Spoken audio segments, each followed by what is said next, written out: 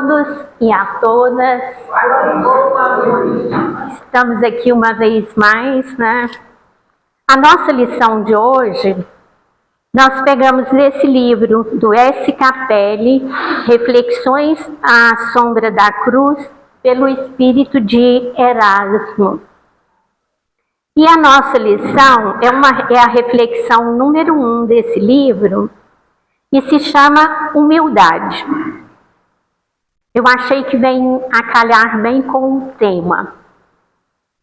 Bem-aventurados os humildes de espírito, porque deles é o reino dos céus. Mateus, capítulo 5, versículo 3. O Mestre ensinou e exemplificou o valor de viver iluminado pelos eflúvios da humildade, pois ele mesmo, dispondo de todo o poder que pode ser dado ao Espírito, palmilhou os caminhos do mundo sem apego aos bens materiais, sem ostentação, dizendo a todos no exemplo vivo que vale acumular no plano da vida verdadeira, que é o mundo do espírito, que no mundo da matéria, onde tudo é perecível, passa, se transforma, não perdurando nada mais que a existência. Seja, pois, o vosso viver uma afirmação dos ensinos do Mestre, cientes de que tudo o que vemos à nossa volta é de permanência transitória. Coloquemos em nossa mente a dimensão exata do valor dos bens terrenos que não excedam o da própria utilidade.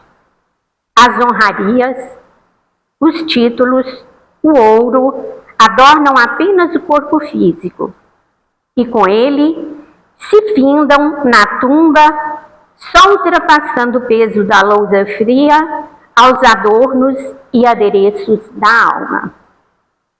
Sejamos, pois, humildes, afáveis, desprendidos, caridosos, para somarmos ao Espírito.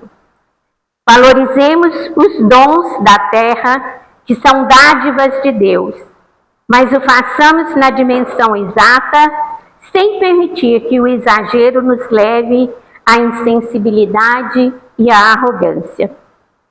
Lembremos que os mansos herdarão a terra, não o mundo materializado e escravo dos bens materiais, mas a terra liberta da cobiça, do ódio, da ostentação, onde reinará a paz, a harmonia, o amor, onde e quando, por certo, habitarão os humildes, como prometeu o Mestre. Anota e guarda para ti. A humildade doira a alma, espalhando sabedoria e calma. Quem exercita a humildade vence os desafios com mais facilidade. Quem é humilde sabe calar e, no momento adequado, falar. A humildade, com certeza, denuncia da alma a grandeza. Ser humilde engrandece a virtude que a alma oferece. Mais valia que a notoriedade resplandece da humildade. Quem é humilde atrai as benesses que vêm do Pai. A humildade, mais que a sorte, torna quem a pratica mais forte. Vamos então fechar os nossos olhos físicos, abrir os nossos olhos da alma, para recebermos nesses instantes a presença amorosa do nosso amado Mestre Jesus. Que nós permitamos que Ele se achegue a cada um de nós aqui, encarnados e desencarnados. e que ele possa também trazer junto com ele os nossos mentores e amigos espirituais desta casa, que nos assistem tão amorosamente. E que, sentindo a presença amorosa do Mestre Jesus, a nos envolver num abraço amoroso, nós nos entreguemos a esse abraço e possamos sentir estas energias que ele nos traz, revigorando as nossas, nos fortalecendo e amparando, hoje e por todo o sempre. Que os nossos amigos espirituais, juntamente com ele, possam amparar o Luiz, que veio nos falar, auxiliando no seu desempenho. E é assim, agradecidos por tudo, que nós te pedimos, Senhor, esteja conosco hoje, por todos sempre. E que assim seja. Graças a Deus. Luiz, a palavra está com você. Muito obrigado. Fique à vontade. Você já conhece as normas. Sim. Não precisamos falar. Muito obrigado. Fique à vontade. Deixa eu testar aqui.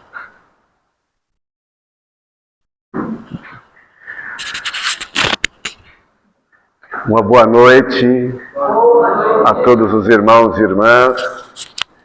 Pois bem, nós hoje estamos aqui para fazer algumas reflexões sobre esse tema que está lá no Evangelho segundo o Espiritismo, no capítulo 7, Bem-aventurados os pobres de espírito, e é o que se refere lá ao item 8 a 10, que é mistérios ocultos aos doutos e prudentes, e que a nossa irmã bem falou, trouxe uma palavrinha chave aí para nossas reflexões, que é a humildade, né?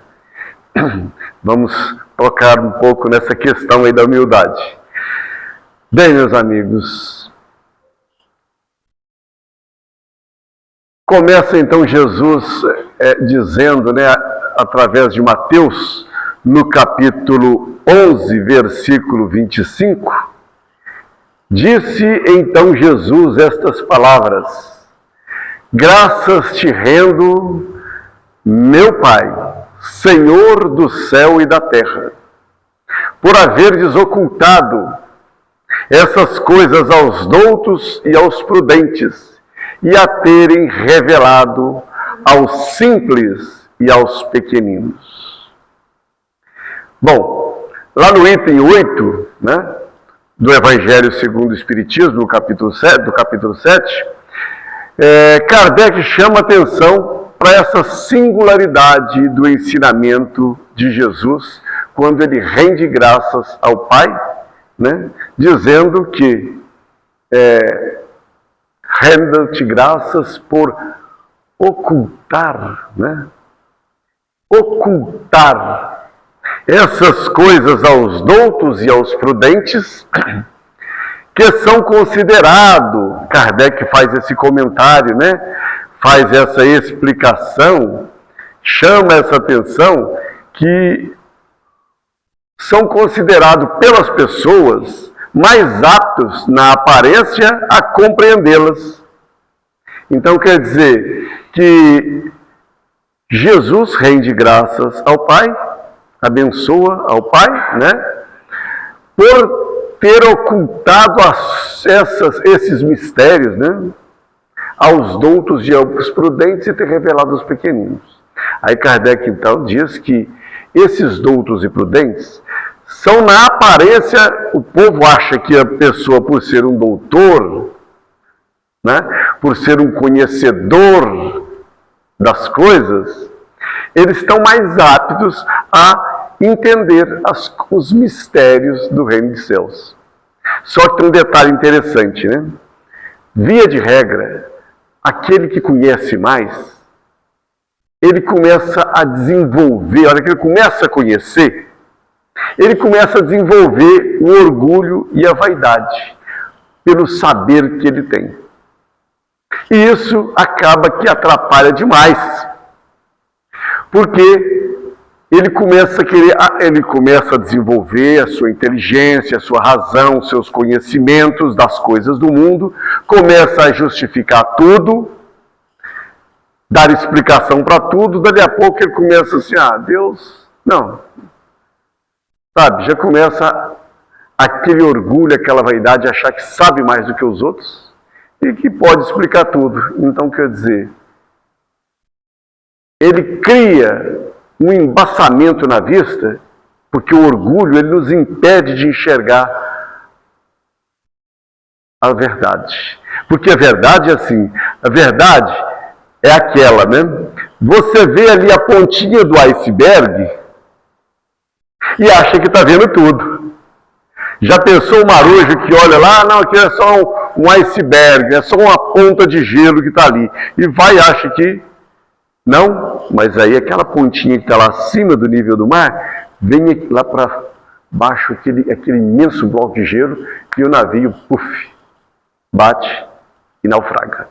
Então isso acontece com o orgulhoso, porque ele começa a perceber. E é bem interessante, depois nós vamos ver aí, para entender bem essa questão, né, nós vamos discutir isso aí mais, né, essa questão aí. Quem julga saber tudo ou saber muito está tão inchado de vaidade que não consegue perceber a voz de Deus, que é o espelho, o exemplo da humildade máxima que podemos conceber. Isso é as palavras do Pastorino, Carlos Pastorino. Ele tem essa ideia. Então, ele, com consonância com o Evangelho, né, dizendo que então a vaidade ela enche a pessoa, ela acha que sabe mais, né? Só que nós vamos diferenciar essas questões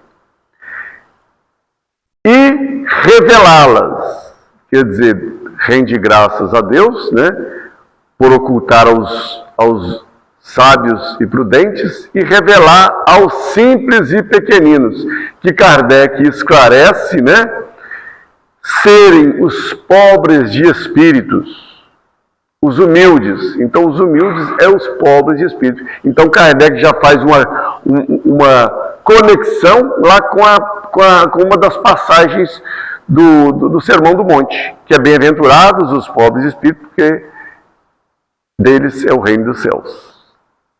Então, Kardec já faz essa conexão. Dessa simplicidade, né, e humildade, dessa simplicidade de ser o pequenino, que conhece, a quem Deus revela os mistérios.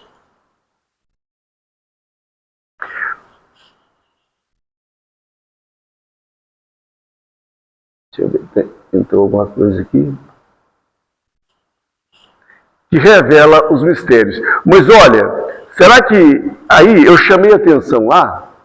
Ali não apareceu bem, não sei se está vendo para vocês, mas aqui eu chamei a atenção, coloquei em azul aqui e aqui, para a gente chamar a atenção. Ocultar. Será que Deus fala assim, peraí, deixa eu ver. Não, essa turminha daqui é sábio e prudente, essa de cá é simples e humilde, eu não vou deixar eles descobrir nada não, vai ser só os de cá. Será que Deus, é assim que Deus faz? Não. O problema é que nós é que nos ocultamos, né?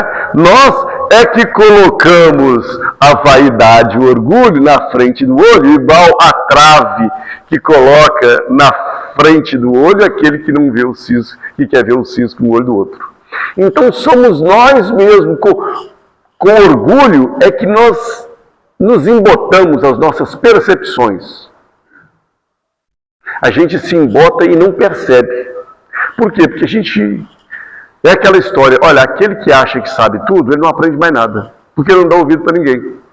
E não, eu já sei como é que é. Pode deixar que eu já sei. Quer dizer, ele não está afeito a compreender mais. Então ele mesmo é que se oculta. Então não é que Deus assim, não vou deixar. Não. Deus fala, esse ocultar que Deus faz, não é assim, vou ocultar. Não, tem uma lei. A lei divina, a lei natural, da compreensão, da nossa mente compreender as coisas. Se nós embotamos a nossa mente, as nossas percepções para entender, nós é que estamos ocultando. É nós que estamos embaçando a nossa visão para não perceber. Né? E da mesma forma, né, revelar aos simples. Os simples, também esse revelar não é que Deus vai ocultar para um e revelar para outro. Essa revelação se dá por uma sintonia. Nós vamos ver que se nós não tivermos, se nós não desenvolvermos dentro de nós a nossa simplicidade, a humildade, né, nós não conseguiremos avançar no conhecimento para encontrar a sabedoria, né? Mas vamos lá, vou pôr para cá.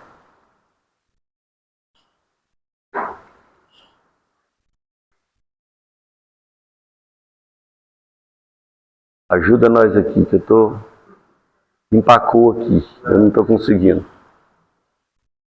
passar. É nesse aqui mesmo, né? Estava dando um sinal aqui antes, aí eu deveria vir aqui, né?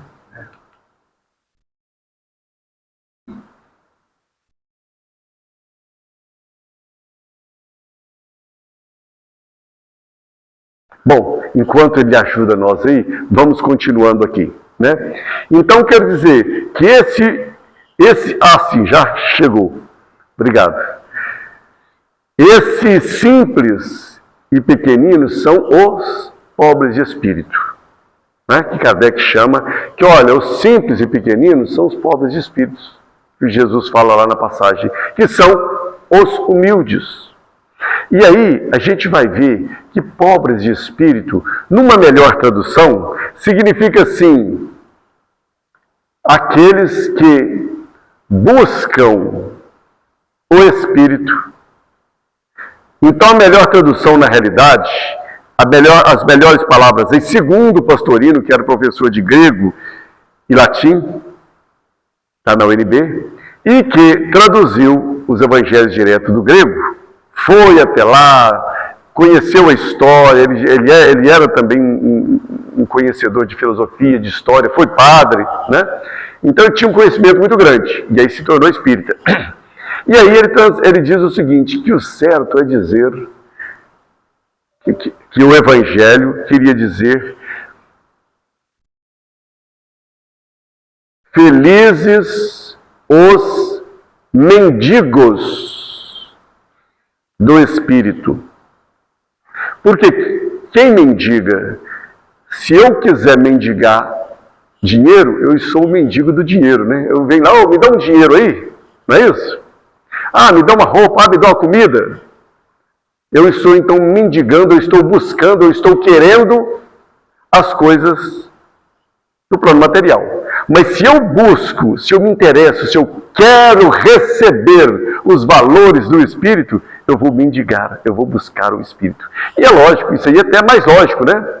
Se eu vou mendigar, se eu vou buscar as coisas do Espírito, eu vou encontrar o reino dos céus, né? E aí,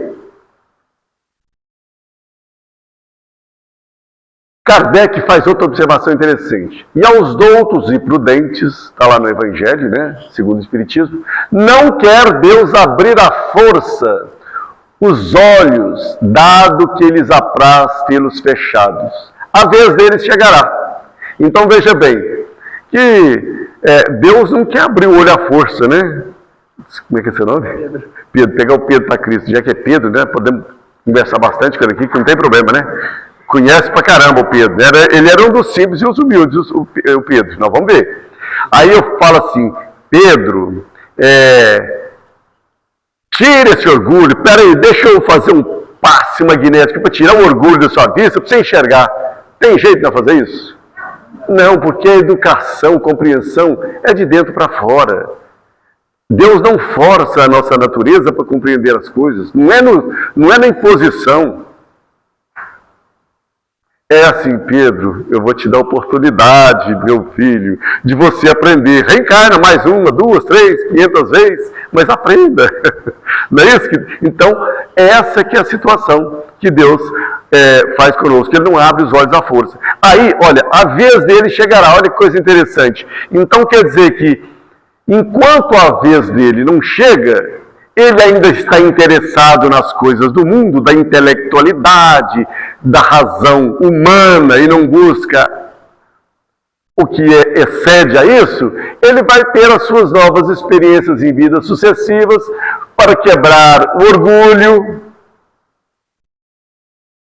Aí aquele cara que é tão inteligente, que é tão isso, que é tão aquilo, mas que utilizou a inteligência dele só para as coisas materiais, ou até mesmo prejudicar outras pessoas, reencarna ali com um problema mental, às vezes, que não pode manifestar a sua inteligência plenamente. Então, aquilo para ele é um trauma, é uma coisa difícil, é uma experiência que vai quebrar o orgulho dele, que vai ajudá-lo nisso. Enquanto a voz dele chega, ele vai fazer como o Kardec diz lá, enquanto isso vai pesquisar as questões materiais e vai desenvolver a ciência material. Vai aprender a fazer uma coisa, outra, vai desenvolver a engenharia, a física, a matemática, enfim. Essas coisas do mundo, as coisas materiais que nós precisamos. Veja bem que não é errado você ser sábio e prudente. O que não dá é para você ser sábio e prudente sem ter a humildade para reconhecer, olha, até aqui dá para mim ir. Daqui para cá, eu não sei o que é. Né? Mas nós vamos caminhar mais um pouco aqui, que a gente nós vamos, assim, voltando às vezes no mesmo assunto, mas trazendo alguma coisinha a mais para a gente tentar compreender sempre um pouquinho mais. Isso aqui, da gente conhecer mais e depois vir a nossa libertação, é natural, faz parte da lei natural. Primeiro a gente desenvolve a inteligência, a razão. Está lá na pergunta 780A e 780B, que eu trouxe aqui só um resumozinho. O progresso intelectual arrasta, ou seja, traz consigo, né? Ele faz brotar, ele faz nascer, ele inspira o progresso moral. Não é? A gente desenvolve uma coisa aí, nossa senhora, desenvolvi aqui uma situação, puxa vida, vamos ter cuidado com isso aqui, vamos criar normas para o uso disso, porque senão pode prejudicar outras pessoas. Então vem a ética, vem a moral, para que a gente não utilize, né? Quando descobriram a bomba atômica, era o Oppenheimer, né? Ele disse assim, olha, gente, vamos colocar essa, querem mostrar que a gente tem o poder, querem parar a guerra, porque eles queriam isso, né?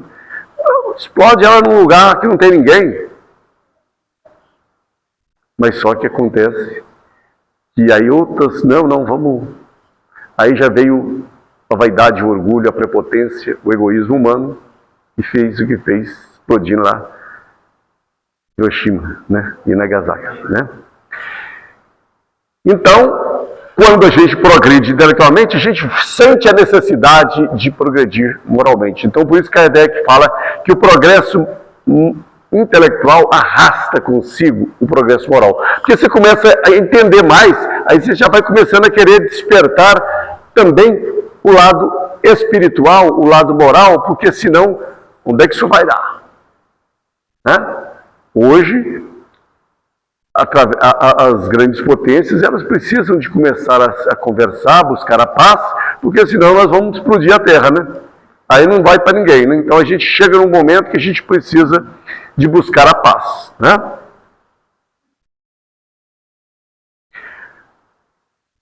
Agora sim, nós vamos entrar em alguns detalhezinhos para a gente compreender como que é bonito e como que é verdadeiro isso que o Cristo traz. É isso que a gente já falou, nós vamos falar agora de outro jeito, né? Para a gente ir assim, procurando compreender cada vez um pouquinho mais. Pastorino traduz, igual ele traduziu também o pobre de espírito por mendigo de espírito, ele traduz esse item de Mateus assim: Abençoo-te, Pai, Senhor do céu e da terra, porque ocultaste essas coisas aos sábios intelectuais e revelaste aos pequeninos. Essa tradução ela é mais correta com o grego. Porque a gente usa as traduções católicas, protestantes, né? Então, essa tradução que foi feita recentemente assim, há 50 anos atrás, mais ou menos, quando ele era vivo, né? Ele já faleceu faz tempo, ele colocou essa situação, sábios intelectuais, porque é diferente. Nós vamos ver, sábio intelectual é aquele que usa a inteligência. Ele tem uma sabedoria para a inteligência. Para resolver, o que é inteligência? É resolver problemas. Saber escolher as coisas. E aí eu posso usar a inteligência para uma coisa que vai me privilegiar, né? Que vai ser boa para mim. Ah, não, tem que ficar por aqui, né? Que vai ser boa para mim, mas não vai ser boa para os outros. Não é?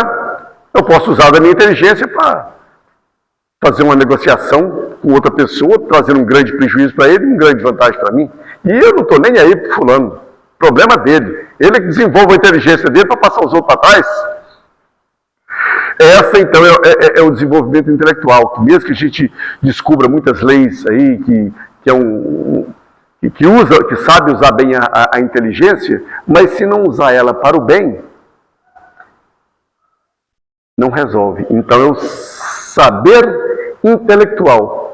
Então, tanto é que é verdade, né? A gente vê assim, gente, como é que pode? Esse cara ele tem doutorado, tem tantos doutorados aí, tem uma concepção enorme e não consegue entender que a alma é imortal? E a gente, para nós, né, espíritas, né, convictos, isso para nós é uma certeza, né? Eu não acredito na imortalidade da alma. Eu tenho certeza. Eu tenho uma convicção que, olha, vai ter que ser muito difícil para tirar essa ideia de mim. Por quê? Porque eu sou convicto dela. E não tem grandes instruções, né, no campo da intelectualidade, da escola, vamos dizer assim. Então, assim é com todos nós, né? Tá. Mas vamos lá. Aí, o Pastorino explica por que é que ele faz essa tradução. Eu vou aqui só buscar rapidinho aqui. Ao invés de sábios e inteligentes, ou sábios e hábeis, né? Com efeito, então quer dizer, traduz como sábios intelectuais, ao invés de sábios inteligentes ou sábios e hábeis. Por quê? Com efeito, se a dificuldade de aceitar a revelação divina, né, reside nos sábios do intelecto, que só atribuem valores aos raciocínios horizontais, ou seja, só os raciocínios das coisas materiais. O seu raciocínio não consegue subir, né?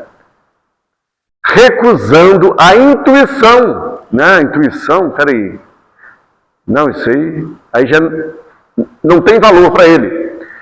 E a inspiração. Então, aí com isso, as revelações e o mergulho interior fica sem dar. Quer dizer, porque a intuição é aquela coisa assim que ela está mais além da razão. A intuição é assim, olha, não vou fazer isso. Gente, mas está tudo indicando que está muito bom. Você fala, não vou. Não. Deu uma coisa que eu não quero. Aí, dali a pouco, a pessoa vai ver que foi bom não ter ido. Né? Então, é a intuição. E a intuição é um tipo de mediunidade que nós precisamos desenvolver, o Pietro Baldi, que é um grande estudioso também, ele diz que, assim, a intuição é quando você vai lá e vive o fenômeno. Ele faz parte da sua mente, sabe o que é? Você não precisa de pegar um aparelho para medir alguma coisa. A sua mente vai lá e percebe aquilo, vive a questão. E isso aí te traz a verdadeira sabedoria. Porque o saber só racional, só da racionalidade, não nos leva à situação. Se eu pegar aqui 2 maçãs e coloco aqui, eu digo assim, o que tem aqui? 2 maçãs. Aí eu pego a maçã e traga para o Pedro. Pedro, o que é isso? Uma maçã. Bonitinha e tal, te entrego na mão. A hora que você pega na maçã, o tato já não foi muito legal. Uai. Aí, Pedro, experimenta, vê se é uma maçã. Como é que você vai ter certeza mesmo? Morde nela, né? Olha se tem o sabor de maçã. Aí você morde. Opa, isso aqui não é maçã, é de plástico, aquelas que faz, aí fica igualzinho, né? E aí te dá outra, você, opa, essa é a maçã. Como é que você descobriu? Por outras percepções, não só da visão. Então, foi pelo saborear. O saber significa saborear. O verdadeiro saber é de você saborear, ou seja, você vive a coisa, você conversa, não é só a coisa lá, a maçã lá longe, e você para cá. Não, você interioriza ela, você tem essa relação de estar junto com ela. Aí você descobre se é ou se não é. É a sabedoria verdadeira, né? Bom, aí tá, seguindo. Então, quer dizer, os pequeninos, que literalmente significa infante, isso é, as criancinhas que ainda não falam, são os humildes que aceitam as coisas espirituais sem pretender falar de si mesmo, nem querendo expender suas próprias opiniões personalísticas. Mas é a conformação plena com a vontade do Pai. Ou seja, vem a ideia, você pega aquela ideia e você vive ela. Você não fica questionando. Quer ver um exemplo bonito disso? O anjo Gabriel chega para Maria, o que é que ele fala para Maria?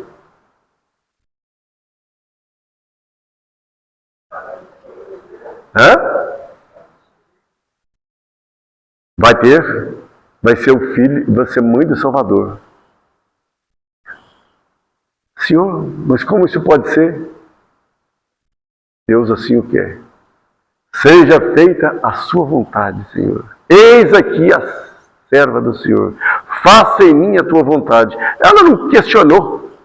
Porque pensou, o que eu vou questionar uma coisa que eu não compreendo? Então eu aceito. É a intuição. É a intuição de Maria de que era aquilo mesmo que tinha que fazer. E lutou com as adversidades da época, né? Com todo mundo querendo dizer o contrário, e ela foi ali, aceitou e fez, né? E aí, então, por quê? Porque ela não foi dar valor a si própria. Ela começou a valorizar a vontade do Pai.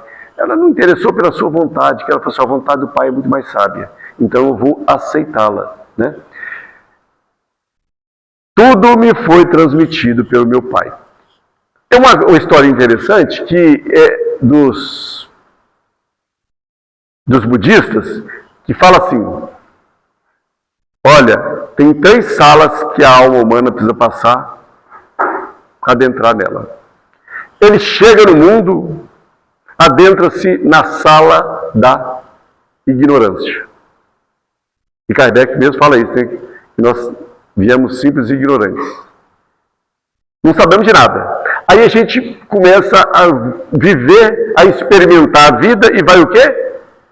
Aprendendo. Vai tomando conhecimento. Quando você toma um certo conhecimento, você então passa, segundo os hindus, os budistas, você passa para uma segunda sala, que é a sala do conhecimento. Aí você atravessou o portal, já está na sala do conhecimento. Então você conhece. Aí você é um sábio intelectual. Você conhece tudo. É mais perigoso que ser ignorante.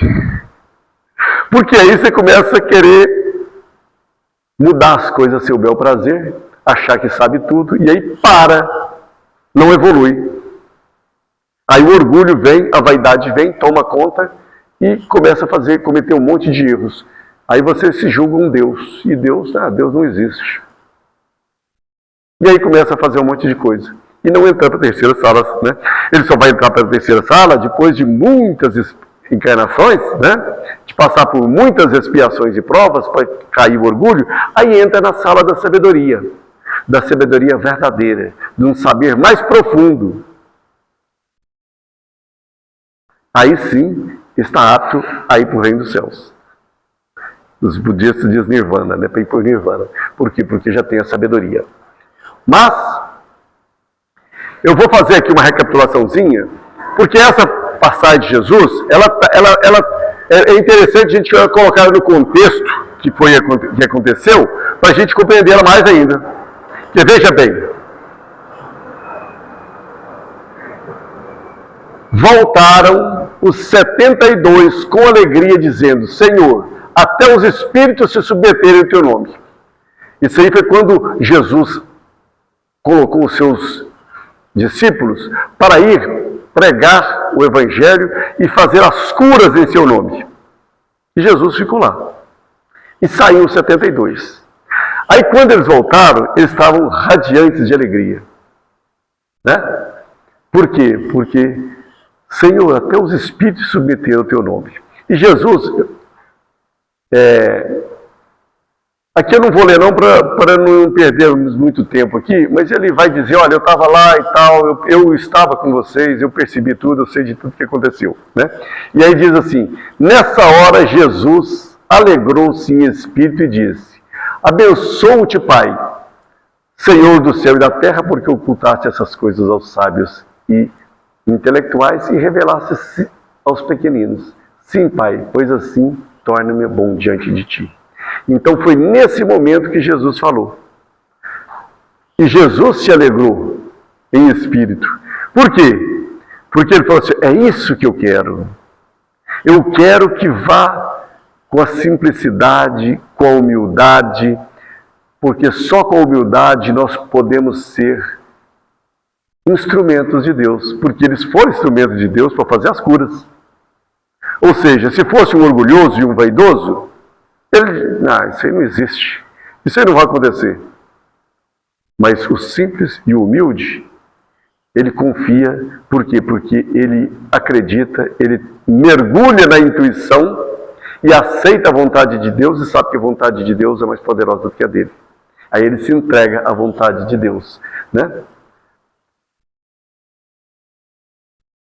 E aí continua Jesus falando, né, no versículo seguinte: tudo me foi transmitido pelo meu Pai, e ninguém tem a gnose do Filho senão o Pai, e ninguém tem a gnose do Pai senão o Filho, e aquele que o Filho quer revelar. Então Jesus aqui está dizendo que tudo que... Olha só, a humildade. Não foi eu que aprendi, não. Eu que sou inteligente, que sei dessas coisas, não. Jesus fala que tudo foi transmitido para ele, para Jesus, pelo Pai. Ou seja, é uma revelação. Não foi um raciocínio que Jesus teve que, o negócio é assim. Não, porque os nossos raciocínios não conseguem chegar lá. Por isso que é ocultado aos doutos e prudentes. Porque não é pelo raciocínio que você vai compreender essas coisas. Por isso que os sábios que se julgam e só ficam ali no raciocínio, na sabedoria, na inteligência, não chegam lá. Por quê? Porque isso é uma revelação. Tudo me foi transmitido pelo Pai. E ninguém tem a gnose. Gnose, nós vamos ver melhor ali, é o conhecimento profundo das coisas. É um conhecimento que não é conhecimento assim, horizontal, não. Né? Do raciocínio. É um conhecimento vertical que vai a fundo. Então ninguém tem o conhecimento, ninguém tem a gnose do Filho, ou seja, o conhecimento do Filho, senão o Pai. E ninguém tem o conhecimento que tem o Pai, senão o Filho. Ou seja, Jesus está dizendo: olha, eu e o Pai, nós somos um, em sintonia de pensamento. Porque o que eu conheço é Ele que me revelou. Então, quer dizer, eu e Ele aqui agora somos um, porque Ele está me trazendo uma revelação, que não é eu que estou inventando isso, né? E voltando-se para os seus discípulos, disse: felizes os que veem o que vedes. Pois vos digo que muitos profetas e reis quiseram ver o que vedes e não viram, e ouvir o que ouvis e não ouviram. Então quer dizer que a simplicidade, a humildade dos apóstolos é que foi possível de ver e ouvir aquilo que Deus revelara a eles isso. Coisas que profetas queriam ter, reis queriam ouvir e não ouviram, ver e não viram. Então, quanto que é importante a humildade, né? E aí, depois nós vamos ver isso aqui. Pô, mas peraí, o negócio tá... Vamos só compreender melhor aqui o que é essa gnose, né? Gnose, vamos lá no dicionário, né? É um conhecimento, e isso aí, Pastorino traduziu essa palavra gnose do grego, né? Traduziu lá do Evangelho. Então é isso. Gnose é um conhecimento que brota do coração. Conhecimento que brota do coração. Olha que coisa interessante. De forma misteriosa. Porque não dá para a gente compreender. Nós não conseguimos pensar, não conseguimos raciocinar numa coisa que vem de Deus. Como é que a nossa mente vai entender uma coisa que está na mente de Deus? Nós só podemos fazer a vontade dele. Quando a gente faz a vontade dele, ótimo. Nós já somos um com Cristo, né? É a busca do conhecimento, não o conhecimento intelectual, mas o conhecimento, mas aquele conhecimento que dá sentido à vida. Quantos doutores que têm cursos de todas as coisas, que têm um conhecimento amplo e que eu não vejo sentido na vida? Mas é o que ele tem, é o dom mais precioso que nós temos é a nossa vida. E como que é que a gente não dá valor a isso? Como que é que a gente perde o sentido da vida? Nós perdemos o sentido da vida e a grande maioria dos suicídios é a perda dessa conexão com o sentido da vida. A vida para mim não está fazendo sentido. Se perde isso, é porque perdeu essa conexão consigo mesmo, com o seu eu mais profundo, com a sua verdade mais profunda, né? E torna plena de significado porque permite o encontro do homem com Deus, nosso Pai Criador. Então, esse conhecimento que acontece com o coração, a gente vai falar isso aí, no meio dos sábios intelectuais, você vai ser bobo, como é que o coração... Mas está lá. E está lá Jesus falando, né? Mas, Jesus ainda reforça isso de novo. Essa questão do coração.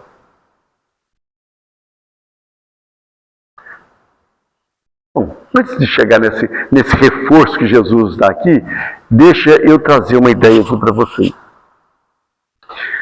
O sábio intelectual, o humilde e o pequenino, para ele ser humilde e pequenino, sabe o que ele precisa antes de ser?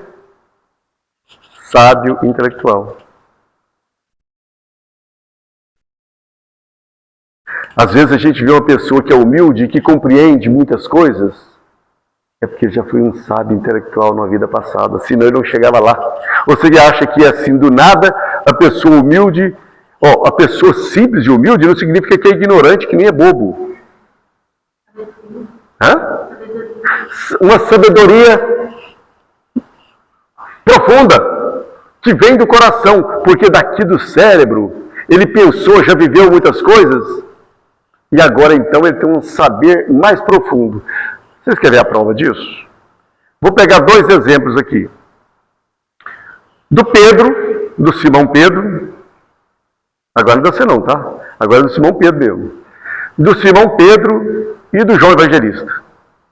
Simão Pedro era um cara humilde, pescador, mal sabia ler, né? Não tinha conhecimento, era ali aquele cara, sabe o que aquele cara era? Qual que é a última encarnação, a encarnação anterior do Pedro? Salomão. Pedro é a reencarnação de Salomão. E Salomão foi um dos mais sábios homens. Ele é um exemplo até hoje de sabedoria. Então, para ser simples, o que o Pedro era, para chegar aí, Senhor, faça-se a sua vontade. Tudo que eu faço vem de Deus. Jesus falava isso. Jesus também tinha essa humildade. Pedro chegou, mestre, sois bons. Não, bom é o Pai que está no céu. Eu só faço a vontade dele. Tudo que eu faço é por ele. Olha só, isso aqui é humildade, né? Não, eu não faço nada. O que eu faço é... Por quê? Porque isso é uma conexão com Deus. Então eu não penso para fazer. Eu faço pela vontade de Deus. E a gente tem que pedalar muito, ter muita experiência de vida, desenvolver muito, para chegar nessa conclusão. Olha, está nas suas mãos, Senhor. Faça a sua vontade. Não é qualquer um que vai chegar e falar assim, Senhor, faça a sua vontade. Né? A gente fica querendo dar nossos pulos. Não, eu vou fazer assim, né? Mas não conseguimos ainda fazer isso. Pedro foi Salomão. E antes de ser Salomão, ele era Abraão. Eu vou só ver aqui se é isso mesmo. Pedro, Salomão, Abraão. Vou olhar aqui, porque senão eu faço errado as informações. João Evangelista foi Daniel, o profeta, que foi um dos profetas mais sábios, que preveu há 460 anos antes do Cristo, que ele viveu, né, 460 anos antes de Cristo, previa a vinda do Messias. E antes ele foi Isaac. Isaac era filho de Abraão, pai de Jacó. Né? Já que está aqui, eu queria trazer esses dois, porque esses dois estavam lá. Esses dois estavam fazendo, se alegraram de ver as coisas acontecendo. Eles eram os simples de coração. Eram os humildes. Então, para chegar nessa humildade, por isso que eu falei, para chegar nessa humildade, Pedro já foi sábio, já foi um patriarca do povo judeu. Né? Então, não é à toa. Aí a gente fala assim, não, eu sou uma pessoa muito humilde, eu tenho até que andar um pouco assim de cabeça baixa. Isso aí não é humildade. Né? A gente acha, a pessoa é humilde. Será que é humilde? A humildade está aí, ó. Né? Podemos sim, qualquer um de nós pode se tornar um humilde, mas nós temos que experimentar um bocado. Né? Só para referência que João Batista tinha sido Elias, mas antes ele foi Moisés e antes foi Jacó.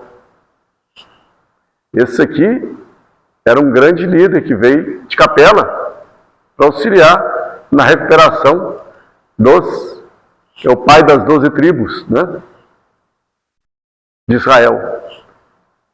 O Paulo de Tarso caiu do cavalo, né, buscou o Cristo. Também não foi assim de uma vez só que ele, virou o Paulo de Tarso, do nada. Olha só, tinha sido o rei Davi, tinha sido o José, chanceler do Egito, né?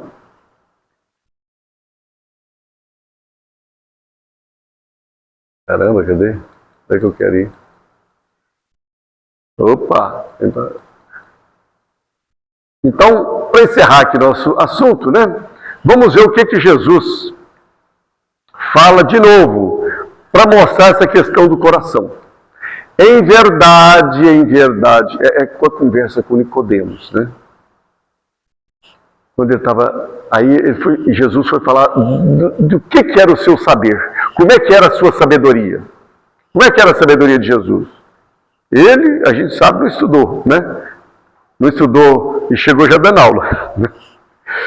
Em verdade te digo que falamos o que sabemos e testificamos o que vimos, e não recebeis nosso testemunho? Se vos falei das coisas terrenas e não me credes, como crereis se vos falar das coisas celestiais?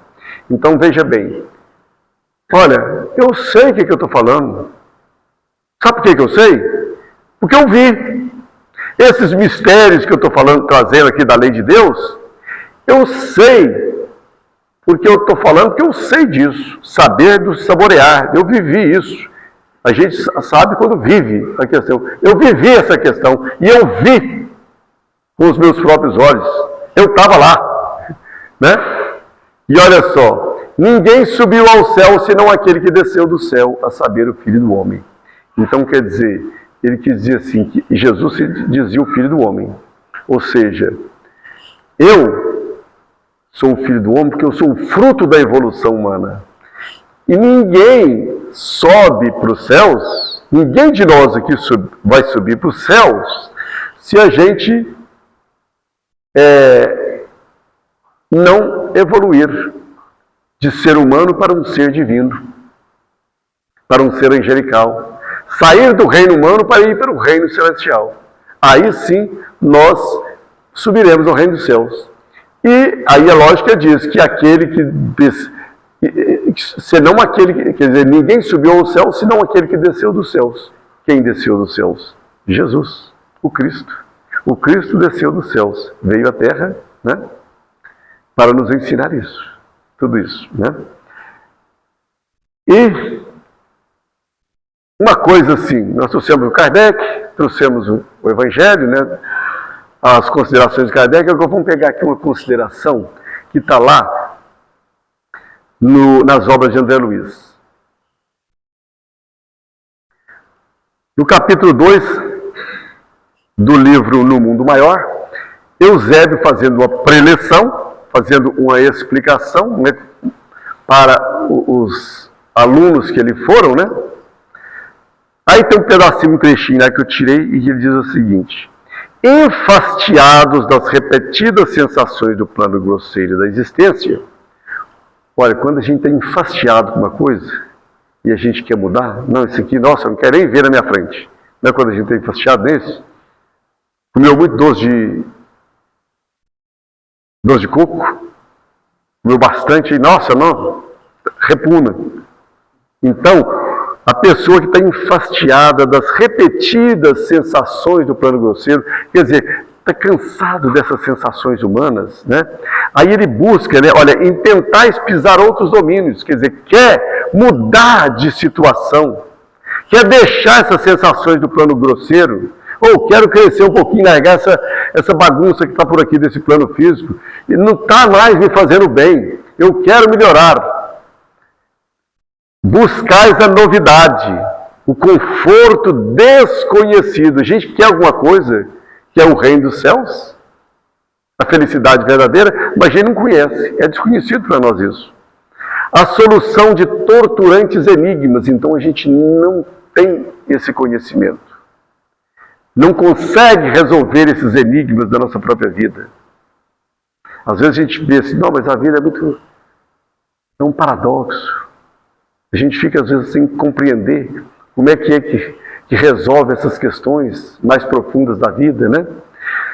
Aí ele explica, todavia não ouvideis, quer dizer, não esqueceis que a chama do próprio coração, convertido em santuário de claridade divina, é a única lâmpada.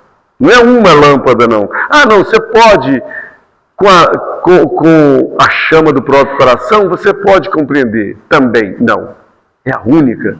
É a única forma que nós temos, é com a chama do próprio coração, convertida em santuário de claridade divina. A única lâmpada capaz de iluminar o mistério espiritual em sua marcha pela senda redentora e evolutiva. Quem que é Eusébio? O que Eusébio fala aqui é exatamente o que o Cristo falou. É com o coração. É com o coração, com a chama do coração, com a lua, com a lâmpada do coração, é que nós podemos iluminar a nossa consciência para perceber os mistérios espirituais. Então, por isso que Jesus fala que abençoe-te, Pai, porque ocultaste essas coisas aos doutos e prudentes e revelaste aos pequeninos. Ou seja, ele só falou de uma lei da natureza. Olha, é desse jeito que funciona. Primeiro, pode ser intelectual, pode desenvolver o conhecimento racional, como diz Kardec lá, pode desenvolver intelectualmente, mas só vamos desenvolver essa outra parte para compreender os mistérios mais profundos da vida, não é com o raciocínio, é com o coração. E eu sei que isso aí às vezes dá pano para manga, né? Muita gente diz, mas o coração, mas está aí. É o Evangelho de Jesus, baseado nos ensinamentos da doutrina espírita, tanto lá nas obras básicas de Kardec, como aqui nas obras complementares, que é o caso das obras de André Luiz. Né? Então é isso que a gente queria trazer para vocês, e agradeço a paciência de todos com a nossa palavra. Muito obrigado a todos.